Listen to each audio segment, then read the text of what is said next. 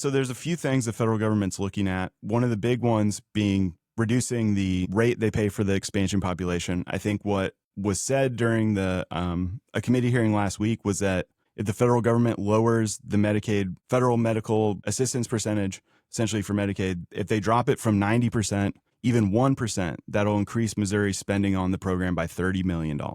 So if you talk about how the traditional Medicaid population, the federal government pays 65%. For the expansion, able-bodied adult population, they pay 90.